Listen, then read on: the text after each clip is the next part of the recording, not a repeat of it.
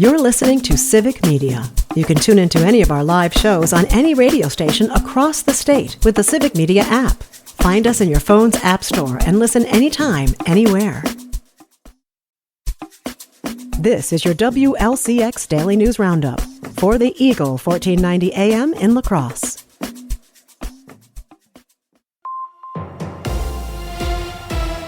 For 1490 WLCX, I'm Jimmy Kuska. An air quality alert is in effect for our entire listening area until noon on Tuesday. Today in city government, the Judiciary and Administration Committee will consider an ordinance restricting the sale of hemp-derived cannabinoids to people ages 21 and over. The committee will also take up a resolution to replace the green bubblers found around La Crosse with drinking fountains, while a different resolution seeks to preserve the bubblers for historic purposes. The bubblers have been turned off this year because they don't comply with ADA regulations. The next Common Council meeting is on August 14th. With the return of measles to Wisconsin, vaccination rates remain relatively low in the state. With more, here's Civic Media's Melissa Kay. While vaccination rates held close to the previous year when disregarding the new meningitis vaccine requirement for 7th through 12th graders, rates are still below the 95% needed to prevent an outbreak. 89.3% of Wisconsin students meet the minimum vaccination requirements. Last year, whooping cough surged in Wisconsin classrooms. Nearly 3,000 cases of this vaccine-preventable illness were reported to DHS. Now, with measles cases having been reported in the state, DHS officials warn that 1 out of every 4 people in the U.S. who contract this highly contagious disease are hospitalized. Stephanie Schauer, director of Wisconsin Immunization Program, says routine vaccines don't just protect your child, they help keep classrooms and the whole community safe. Wisconsin has the second lowest rate of childhood vaccinations against measles, trailing only Alaska. The first cases of measles in Wisconsin have been confirmed. With more, here's Civic Media's Melissa Kay. The Wisconsin Department of Health Services and Oconto County Public Health have confirmed 9 cases of measles in the county. 1 person returned from out-of-state travel and was found to be the common source for the 8 additional cases. This was confirmed based on exposure and symptoms. DHS and Oconto County Public Health are working to identify and notify people who may have also been exposed to the measles virus. The risk to the community does remain low at this time. However, measles is a highly contagious disease that can be spread from person to person through the air. While these cases are in Oconto County, north of Green Bay, this is the first confirmed instance of measles virus cases in the state this year. Unvaccinated individuals have a 90% chance of catching the virus if they come in contact with a contagious person. Wisconsin has the second lowest childhood vaccination rate for measles in the U.S. With all of the impacts of wildfire smoke from Canada this summer, what about the risks of wildfires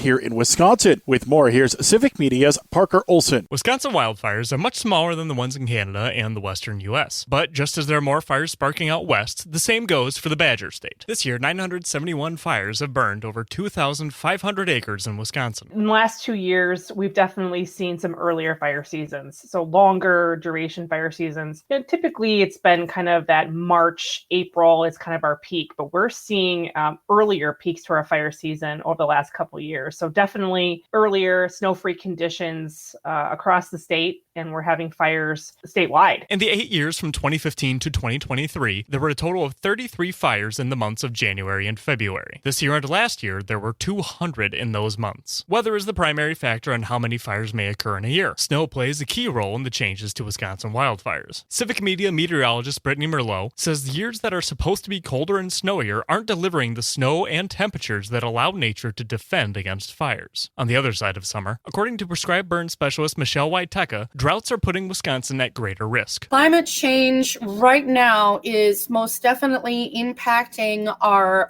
summers. We are dealing with more long-term drought. That guarantee of, no wildfires occurring during this time because it is literally the vegetation is too flushed with moisture, that is not something that we can hang our hat on anymore. With both ends of fire season extending, it's easier to accidentally start a fire. 98% of Wisconsin fires are caused by people. That's why experts say to be cautious, avoid burning on dry, windy days, and make sure that embers are out when you're done. For Civic Media News, I'm Parker Olson. Federal prosecutors continue to move forward in their legal efforts against Wisconsin Judge Hannah Dugan. With more, here's Civic Media's Stuart J. Waddles. The feds haven't changed their minds about Milwaukee County Judge Hannah Dugan. UrbanMilwaukee.com reports there was a filing from federal prosecutors this week arguing against her claim that she's immune from prosecution. It's the case accusing her of obstructing an ICE arrest. Prosecutors say her legal team's arguments stretch judicial immunity too far and ignore that judges can be charged with crimes even if they step outside their judicial role. A magistrate judge earlier this month recommended that the case move forward. U.S. District Judge Lynn Edelman will make the final call on whether the case goes to trial. A date on when a decision might come isn't known. City officials are working on a remedy to publicly accessible drinking water. During the latest heat wave, bubblers across the city of La Crosse were shut off, as they have been all year, for not complying with ADA. Mayor Shondell Washington Spivey sponsored a resolution to add drinking fountains that are compliant with ADA around the city. A second resolution seeks to preserve the non-compliant bubblers for historical reasons. A committee meeting Tuesday will address both resolutions. In the meantime, the city's bubblers will remain off. The area organization that puts together honor flights for military veterans is seeking donations. Freedom Honor Flight will make its 33rd trip on September 13th to Washington, D.C. To date, the Freedom Honor Flight has taken over 3,200 veterans to the nation's capital from within a 100-mile radius of La Crosse. But now the group is seeking donations to continue the flights, which currently cost about $185,000. Over 600 veterans remain on a waiting list. To learn more or to donate, visit freedomhonorflight.org. The warm-up begins today as hot, humid temperatures return by the end of the week. Today will be sunny with highs in the low 80s. Tomorrow will add a few degrees to the high as temperatures will reach the mid-80s and conditions will become more humid. Thursday, highs will climb to the upper 80s, and Friday, most places will be into the 90s as humid conditions also settle in. We'll have rain chances over the weekend and temperatures will come back down early next week. We'll have more details on our Civic Media forecast.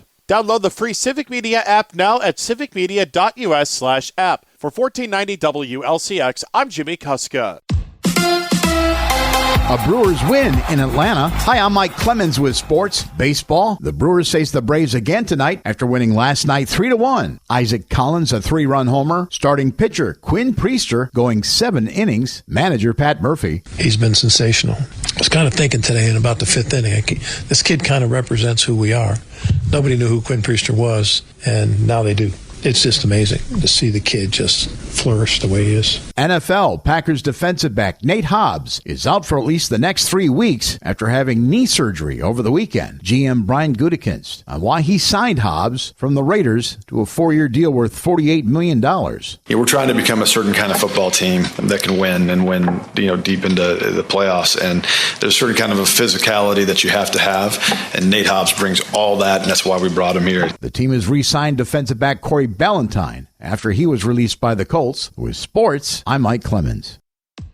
On your entertainment beat, I'm Pete Schwaba. In just a few weeks, Jaws will celebrate its 50th anniversary with a return to the big screen for 1 week. Not to be outdone, Star Wars will also commemorate its 50th anniversary. It's a ways away, but Disney just announced the release is scheduled for April 30th, 2027. The Naked Gun cracked up audiences over the weekend. A subplot of the film is the romance that developed between stars Liam Neeson and Pamela Anderson. Neeson's deceased wife, Natasha Richardson, died in 2009 after a fall while skiing. The actress, who seemed fine at first, later developed a subdural hematoma and passed away at the age of 45, which Neeson has been dealing with for years. Not only does Neeson seem to be happy dating Anderson, but he appears to have the approval of his late wife's family as well. Actress Jolie Richardson, Neeson's former sister-in-law, sent heart emojis after Pamela Anderson posted about the Naked Gun. That's right, folks. I break all the big stories. Still lots of time for summer fun in Wisconsin as the state fair is in full swing. There are lots of good music options, especially if you like a trip down memory lane. Some of the acts include Boyz II Men, Darius Rucker, that's Hootie without the blowfish, Queensryche, Great White, and Quiet Riot, that's a trio that will blow the roof off the joint even at an outdoor venue. Party safely, folks. Actress Lonnie Anderson has passed away. Anderson played Secretary Jennifer Marlowe on the show WKRP in Cincinnati, which ran from 1978 to 1982. Anderson had built up a decent resume doing guest starring roles before getting the chance to audition. At first, she turned down the role, saying she didn't want to be a stereotypical blonde. The producers took her notes and made her the secretary that doesn't get coffee, doesn't take dictation, and is the smartest person in the room. She was nominated for an Emmy twice for the role. Lonnie Anderson was 79 years old. Fantastic Four: The First Steps was tops at the box office this past weekend, despite a bigger attendance dip than prognosticators initially thought. The film opened strong with $117 million last weekend, but dropped off by almost 70% to pull in only $40 million this past weekend. According to Variety, that is a sign the film has not connected with audiences beyond superhero fans. The film is sitting at $198 million domestically and cost $200 million to make. Coming in second place was The Bad Guys 2, which brought in just under $23 million, matching the original film's take on opening weekend in 2022. Audience scores were through the roof, which could mean the film will be in theaters for a while. Landing in third place with $17 million at the gate was the highly anticipated The Naked Gun. The film pulled in another $12 million overseas. Audience scores for this comedy are also strong.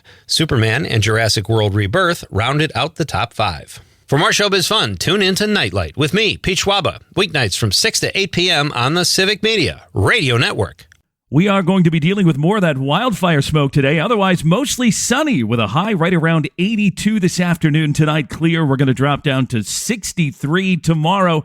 More sunshine with a high right around 85. I'm meteorologist Sean Cable. Currently, it is 66. That's your WLCX Daily News Roundup from Civic Media. Subscribe to this podcast on Spotify, Apple, or wherever you find your podcasts. Find more news at lacrosseeagle.com.